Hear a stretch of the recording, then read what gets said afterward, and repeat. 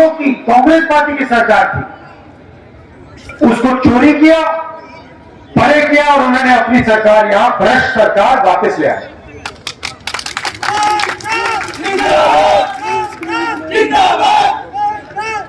ये मध्य प्रदेश जो है भ्रष्टाचार का कैपिटल है, भ्रष्टाचार की राजधानी है ये हिंदुस्तान। आपने ये तोमर जी के बेटे का वीडियो देखा? उसको बोला वीडियो ऑन करना, वीडियो फोन पर, उसको बोला भी कट नहीं करेगा। वीडियो फोन पर बैठे हैं, आपका जो पैसा है दबा कर चोरी कर रहे हैं। अच्छा, यहां के जो आपके बीजेपी के एमएलए हैं, मंत्री हैं, वो कोई कम नहीं है।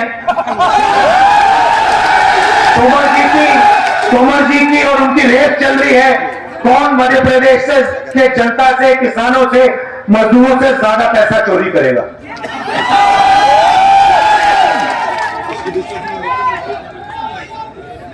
मगर नुकसान आपका हो रहा है।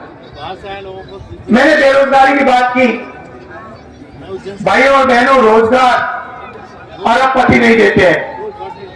रोजगार छोटे दुकानदार, स्मॉल और मीडियम बिजनेस चलाने वाले, हमारे किसान, ये लोग रोजगार देते हैं। और बीजेपी की सरकारों में, चाहे वो दिल्ली की सरकार हो, मध्य प्रदेश की सरकार हो, छोटे व्यापारियों पर, स्मॉल और मीडियम बिजनेस वालों पर, किसानों पर आक्रमण होता है। बीजेपी ने आपसे कहा कि हम काले धन को मिटा देंगे। कह सकता है हाँ, नरेंद्र मोदी ने नोटबंदी जो की उससे मुझे फायदा हुआ। आपको किसको? अडानी को। अडानी को हुआ भैया, मजदूरों के लिए, छोटे दुकानदारों के लिए, छोटे व्यापारियों के लिए नहीं चला जाए। और होता क्या है, जो देश की रीढ़ की हड्डी है, रोजगार देने की रीढ़ की हड्डी है, छोटे व्यापारी, स्मॉल मीडियम बिजनेस वाले, उनको नरेंद्र मोदी जी और शिवराज चौहान ने खत्म कर दिया है। तो हुआ ये सच्चाई है। आप मोबाइल फोन के पीछे देखो, शर्ट के पीछे देखो, जूते के नीचे देखो, मेड इन चाइना दिखेगा। हम सही बात ना? आपने कभी किसी कैमरा के पीछे, शर्ट के पीछे मेड इन मध्य प्रदेश देखा है? नहीं देखा। ये हम करना चाहते हैं।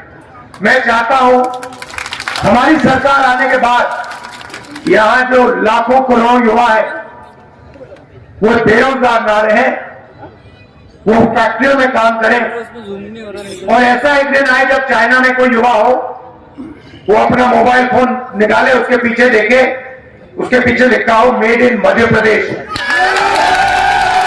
और वो कहेगा कि ये मध्य प्रदेश कहां है, मैं जाके देखना चाहता हूं। ये कौन सी जगह है जिसने हमारी सारी की सारी नौकरियां ले ली और मेड इन चाइना को मेड इन मध्य प्रदेश बना दिया। ये हमारा सपना है। रिकॉर्डिंग ऑन करो ना, मैं बोल रहा हूं। यहां पे आपके 15 साल 18 साल जाया हो गए। एक बार एक इन्होंने आपको झूठ बोला। प्रधानमंत्री यहां आते शर्म नहीं करते हैं। पूरा मध्य प्रदेश जानता है कि मध्य प्रदेश में एक कारखाना नहीं खुला, और यहां प्रधानमंत्री आके कहते हैं हमने मध्य प्रदेश में 500 फैक्ट्रियां खोली। शर्म की बात। नीमच में कहा, मतलब देखिए शर्म नहीं है, मतलब जीरो शर्म है। चले जाते हैं, जो मन में आता है कह देते हैं, पता नहीं 40 सेकंड मालूम ही नहीं होगा, पता नहीं क्या है। शर्म नहीं है कि कह सकते हैं कि भैया 500 फैक्ट्रियां हमने खोली है और सोचते हैं कि जनता को कोई आइडिया नहीं, कोई समझ नहीं। अजीब सी बात है। हमने भी वायदे किया है। मैंने यहां आकर पिछली बार कहा था हम किसानों का कर्जा माफ करेंगे, हमने कर दिया। हम यहां झूठ बोलने नहीं आए। गैस सिलेंडर कितने का मिलता है? 1200 का। आप लिख लो, चुनाव के बाद यहां मध्य प्रदेश में 500 रुपए का गैस का सिलेंडर हो जाए। और जैसे काम को पूरा करेंगे 2 लाख रुपए तक का कर्जा मध्य प्रदेश के किसानों का हम माफ कर देंगे।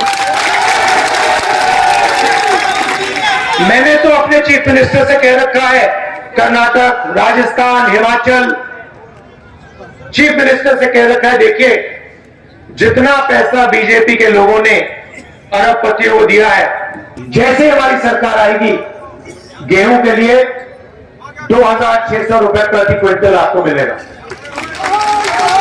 और वो बढ़ता जाएगा। आपको पूछने की भी जरूरत नहीं होगी। वो 2600 पे शुरू होगा और वो चढ़ता जाता जाएगा 3000 से आगे जाएगा और 100 यूनिट बिजली के 100 रुपए के लिए मिलेंगे। तो ये हमारे वायदे हैं और हम चाहते हैं कि जो काम हम छत्तीसगढ़ में कर रहे हैं, किसानों की वहां हमने जिंदगी बदल दी, छोटे दुकानदारों की, व्यापारियों की, स्मॉल और मीडियम बिजनेस वालों की हमने जिंदगी बदल दी, वो हम मध्य प्रदेश में करने जा रहे हैं। देखिए सच्चाई में आपको बता देता हूं, यहां पे चुनाव कांग्रेस पार्टी स्वीप करने जा रही है। मतलब भारी बहुमत से कांग्रेस पार्टी मध्य प्रदेश में चुनाव जीतेगी और हमारी सरकार आएगी। तो उसके बाद हमारी जिम्मेदारी बनती है।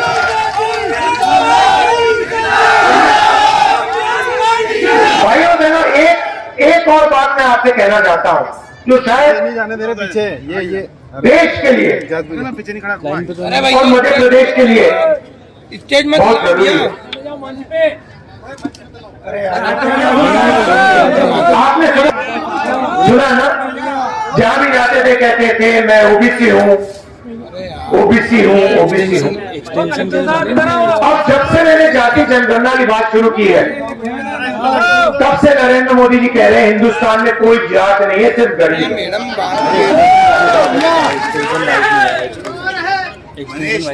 कोई जात नहीं है, सिर्फ गरीब है, मगर नरेंद्र मोदी ओबीसी है। मतलब एक ही ओबीसी बचा हिंदुस्तान में, उसका नाम है नरेंद्र मोदी। क्यों? क्योंकि मैंने जाति जनगणना का सवाल उठाना शुरू कर दिया। अब देखिए भाइयों और बहनों, मध्य प्रदेश का मैं आपको उदाहरण देना चाहता हूं। गलत फहमी में मत रहिए, सरकार को एमएलए नहीं चलाता, सरकार को अफसर लोग, आईएएस के लोग, सरकारी ऑफिसर्स चलाते हैं। सही बात है। हर युवा आईएएस क्यों करना चाहता है? क्योंकि वो जानता है कि सरकार को आईएएस अफसर चलाते हैं, सरकार को अफसर चलाते हैं। तो मध्य प्रदेश की सरकार को शिवराज चौहान और 53 अफसर चलाते हैं। तो मैं आपसे पूछना चाहता हूं, 53 अफसर में से पिछड़े वर्ग के कितने अफसर? आराम से बोलना, अपना काम करो। कैसे पिछड़ों की सरकार है? भाई और बहनों, 53 अफसर आपके बजट का निर्णय लेते हैं। मध्य प्रदेश में स्वास्थ्य के लिए कितना पैसा जाएगा, नीमच कितना पैसा जाएगा, शिक्षा के लिए कितना पैसा जाएगा, सड़कों में कितना पैसा जाएगा, स्कूल कॉलेज में कितना पैसा जाएगा, ये सब ये 53 अफसर लेते हैं। ये जो एक ओबीसी अफसर है, आप जानते हो ये बजट का कितना डिसीजन लेता है, मगर मैं जानता हूं कि ओबीसी वर्ग की आबादी कम से कम 50% है। अब जैसे ही मैंने नरेंद्र मोदी जी से कहा पार्लियामेंट में कि भैया एक काम कीजिए, ये जाति जनगणना कर लीजिए, इससे दूध का दूध पानी का पानी हो जाएगा, सब पता लग जाएगा देश में कितने पिछड़े लोग हैं, कितने जनरल हैं, कितने आदिवासी हैं, कितने दलित हैं। उस दिन के बाद नरेंद्र मोदी जी कहते हैं, भैया भाषण में कहते हैं हिंदुस्तान में कोई जात नहीं है, हिंदुस्तान में सिर्फ गरीब है। और जनगणना की बात, जाति जनगणना की बात नरेंद्र मोदी जी के मुंह से नहीं निकलती। तो मैं आपको यहां गारंटी देना चाहता हूं कि जैसे ही हमारी सरकार दिल्ली में आएगी, नेशनल लेवल का जाति जनगणना हम करके दे देंगे। और मध्य प्रदेश में जैसे ही सरकार आएगी, जाति जनगणना का काम हम मध्य प्रदेश में शुरू करते हैं। सबको मालूम होना चाहिए कि उनकी आबादी कितनी है और बजट पर, सरकार पर उनका कितना हक बनता है, उनकी कितनी भागीदारी होनी चाहिए। और ये काम हम गारंटी करके पूरा कर देंगे। आप सब दूर दूर से आए, इतने प्यार से आपने मेरी बात सुनी, इसके लिए दिल से आपको बहुत बहुत धन्यवाद।